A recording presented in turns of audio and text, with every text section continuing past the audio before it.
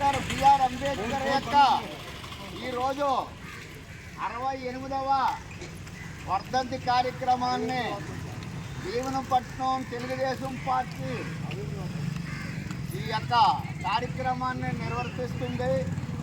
ముఖ్య అతిథిగా మన యొక్క ప్రీతమ నాయకులు గంటా నూకరాజు గారు ఆధ్వర్యంలో 68 సంవత్సరాలండి 1956 డిసెంబర్ నెలలో ఆయన స్వర్గస్థులయ్యారు. 6వ తేదీన ఆయన నెహ్రూ గారి మంత్రివర్గంలో మొదటి న్యాయశాఖ మంత్రిగా పనిచేశారు.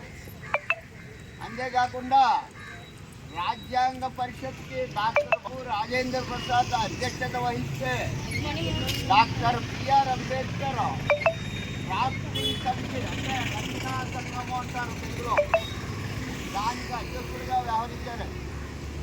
ఆయన ప్రపంచ దేశాల్లో ఉండేటువంటి ప్రముఖ రాజ్యాంగాలన్నీ కూడా క్రోడీకరించి అమెరికా రాజ్యాంగం నుంచి స్వతంత్ర న్యాయ వ్యవస్థని, ప్రాథమిక హక్కుల్ని అమెరికా రాజ్యాంగం నుండి, ఐర్లాండ్ రాజ్యాంగం నుండి ఆదేశ సూత్రాలు, బ్రిటన్ రాజ్యాంగం నుండి ఏకకేంద్ర ప్రభుత్వ విధానాన్ని, ఫెడరల్ వ్యవస్థ అంటే రాష్ట్ర ప్రభుత్వాలు ఉండేటట్టుగా కెనడా, ఆస్ట్రేలియా రాజ్యాంగాల నుండి, అలాగే ప్రాథమిక విధుల్ని రష్యన్ రాజ్యాంగం నుండి, ఇలాగా వివిధ రాజ్యాంగాల నుంచి ఈ యొక్క ఆదేశ సూత్రాలను ఐర్లాండ్ రాజ్యాంగం, ప్రాథమిక హక్కులు అమెరికన్ రాజ్యాంగం ఇవన్నీ కూడా క్రోడీకరించి రాశారు.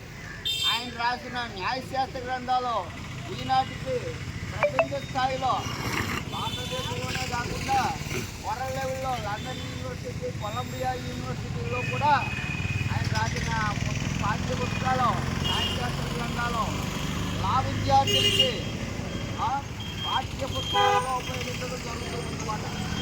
అటువంటి మహనీయుడికి మనం ఈనాడు ఇక్కడ ఘన నివాళులు అర్పించడం మన అదృష్టంగా భావించాలి. అలా కొద్దిగా మీరు వెనక్కి మాట్లాడారు, కొద్దిగా అలా వెనక్కి ఒకరు చెప్పండి స్లోగన్స్. జై